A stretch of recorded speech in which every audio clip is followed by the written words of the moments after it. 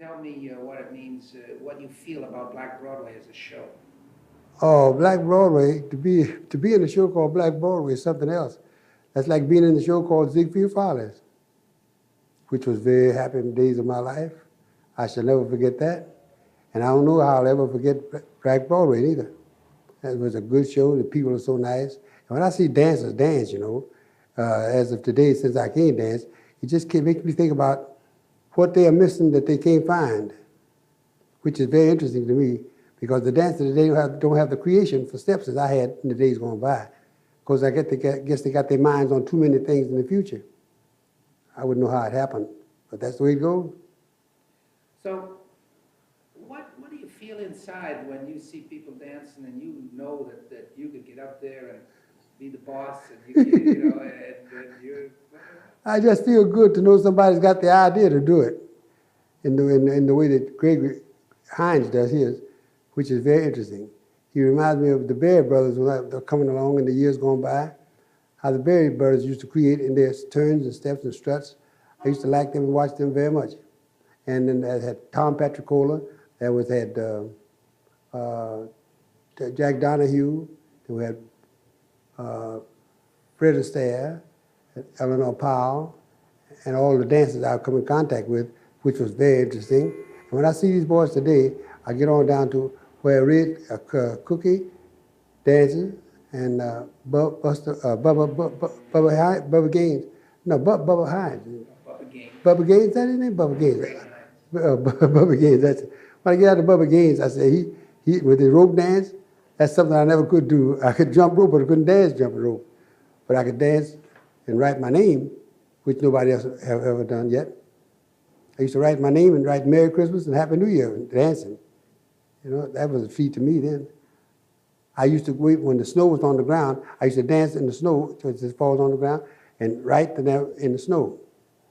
But that time I didn't have the idea of chalk on your shoe. Then I put chalk on my shoe and started writing it with chalk, which was a good send-off. I'll never forget that. Bubbles,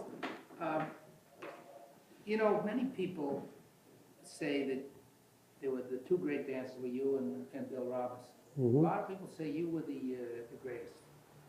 So what do you say about it? I can't say but one thing. If they practice as much as me, they must be the greatest. If they practice as much as me, because I used to dance all night long, and I have to take off my shoes to keep from waking the people up downstairs, which was a treat to me again. I dance at 6 o'clock in the morning, go down to the corner, get myself a cup of coffee and a donut, and cry like a baby, because I'm so happy for learning the step that I stayed up all night to get. Then I come back on 7th Avenue and show the step, man, nobody could do it. And I feel great to know that these dancers come along and they think they're going to be great dancers, but they don't put no time in to learn or teach themselves, That very few people that know how to improvise on steps and create. When I was about so high, mother said I used to cry for her to put taps on my shoes. And every time she'd ask me why, I would tell her this was my reply. I want to dance wherever there's people who are happy and laughing, so I'd like to see them smile. And they can hear the sound of my feet, that will make them smile more. I say, you don't need no taps to go to Harlem, you don't need no taps to go to Spain. And I do a song like that and do the Lowdown, another one, Spanish Town, which are very good songs, very good dances to go with it, I was just going to open up a school called AFFIT, American Federation for Improving Talent, when I got this stroke. I got everything all set up for it and everything, and I got the stroke, I couldn't go no further. But I still got the place. But dancing and this show is something else. Black Broadway, I'm so glad you thought of it. I don't know what to do. It gives me a new lease on life. You give a lot of people a new lease on life. I'd say just being there. Who influenced him when he started? What'd you say? Who influenced you when you first started dancing? Who helped you create your own style? My desire to help create it. Because I was working at the Audubon Theater at 168th Street and Broadway at the time my voice cracked rather, and I couldn't hit the high note that I generally hit. I hit it and slid off of it. Then I said, I got to do something else besides sing. So I picked up dancing when I was 18 years old. And I started dancing then. I didn't stop until I got to the place where I said, I'm going to be the greatest dancer in the world. And I didn't let up.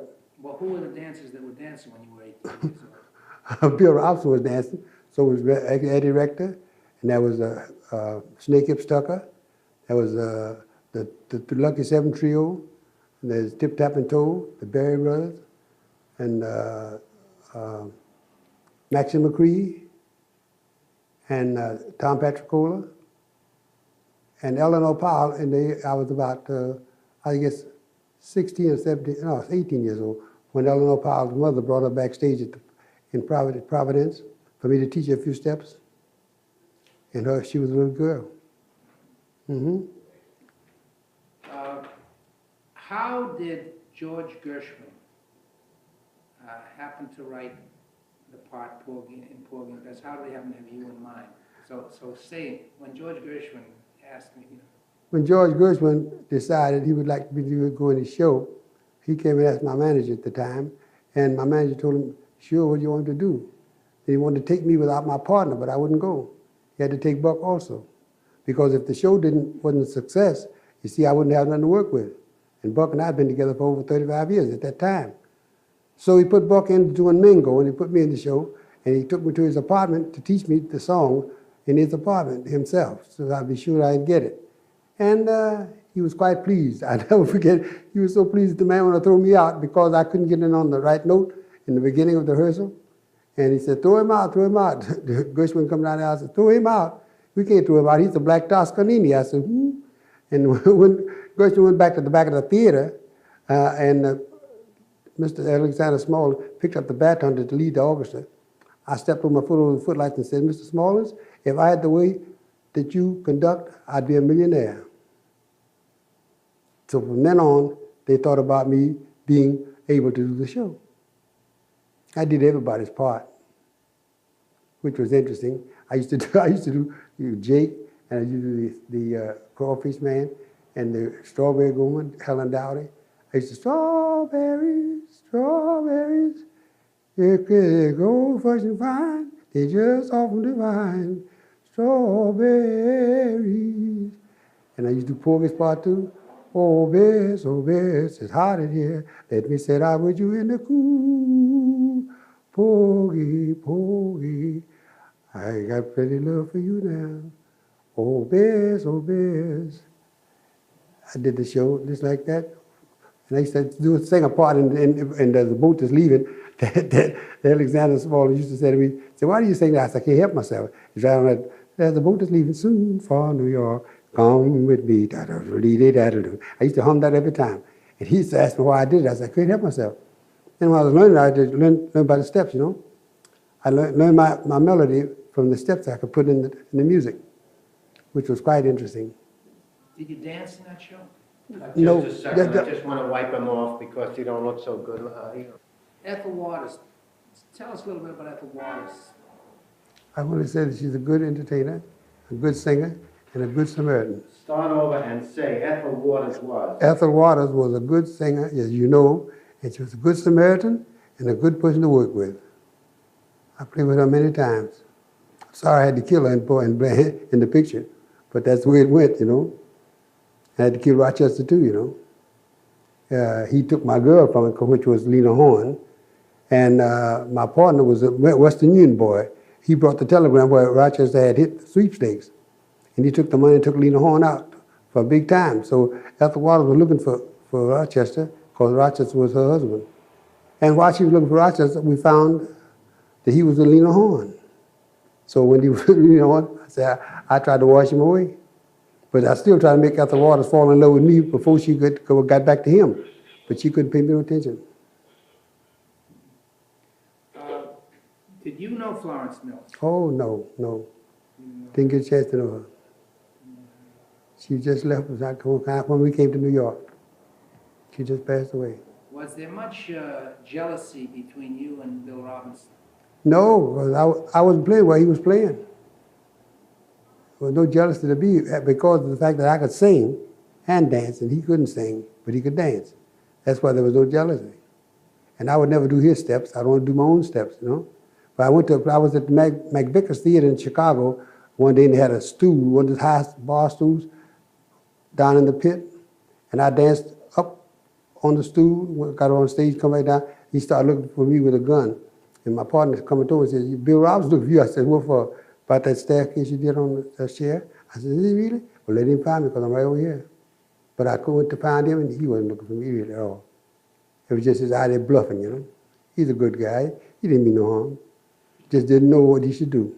Poor fellow. I can always marvel at Fanny Robinson, how well she had trained him to do what he does, to try to help him save his money, stop him from gambling. He didn't drink nothing, but she would always look after him.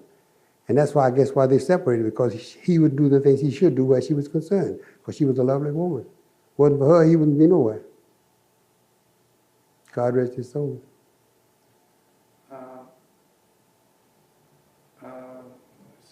When did you meet U.B. Blake? I met him in Blackbirds. I met U.B. Blake.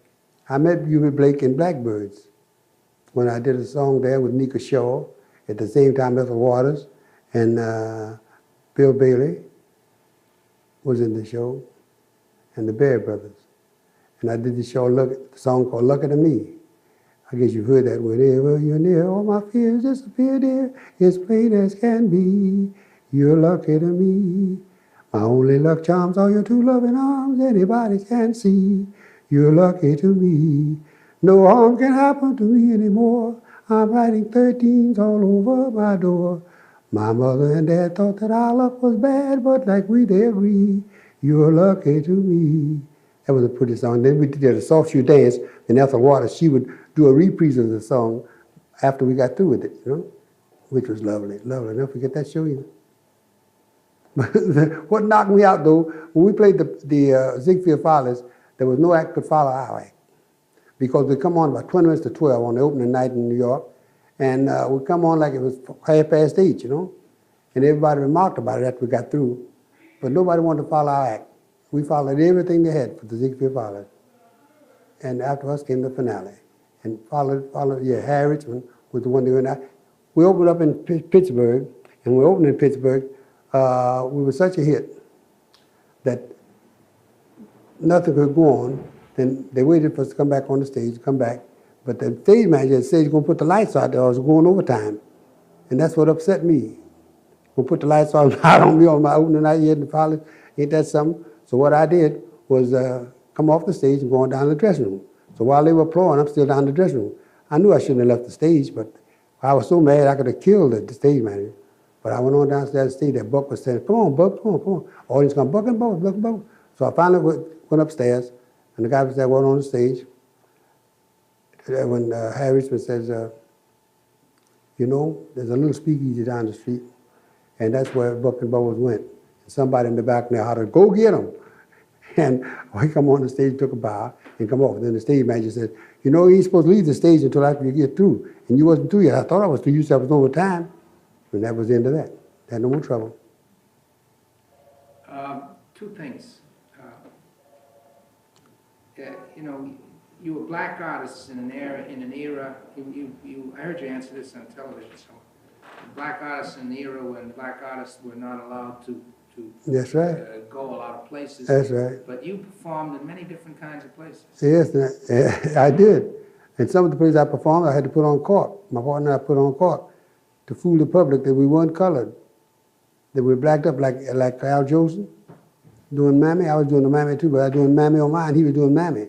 See the difference between the two songs? I was singing a song for my mother down south, and he was singing this plain old Mammy song, you know, which was terrific. I used to talk to the audience and say, my song was to my mother. I'd say, I read your letter, Mammy, oh mine. I feel much better, Mammy, oh mine. Still, I'm kind of homesick too. No one can cure me but you, Mammy, oh mine. Below that old Dixon line, oh, I'm longing to kiss you. I miss you all of the time. I kiss your picture each night, and I read all the letters you write, for they remind me of days of long ago. Oh, Lordy, how I'd like to be with you when I'm alone. And I'd step back. My thoughts go wandering home. Then I start thinking of you, Mammy, until I'm feeling so blue, I want to cry. Now I know why Daddy used to say, the good Lord, he blessed us. But when he gave us you, Mammy, Mammy, you're the bestest little angel divine. You wonderful Mammy of my wine. That knocked the building down. Then I sang Ailey, Ailey, behind that. Those were the days. And the manager of the theater didn't want no Negroes in the theater, especially on the stage. He told my manager, he said, take them out. We don't want them. They're going on the mic. I take them out. My manager got mad and said, you go back out in front of the manager of the theater and say, I'll take care of my act. So he brought us on the stage doing his act.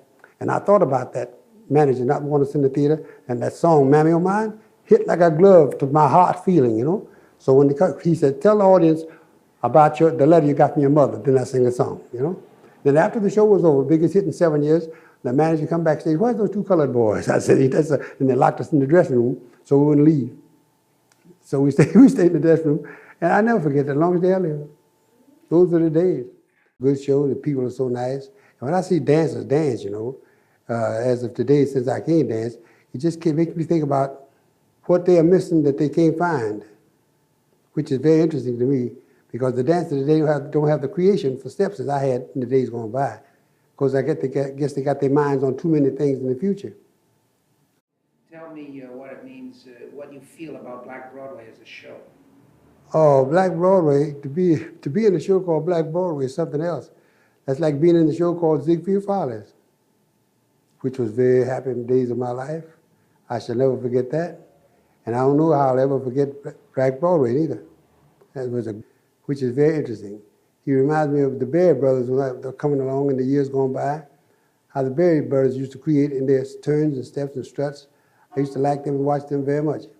And then I had Tom Petricola, had Jack Donahue, then we had Fred Astaire, Eleanor Powell, and all the dancers I've come in contact with, which was very interesting.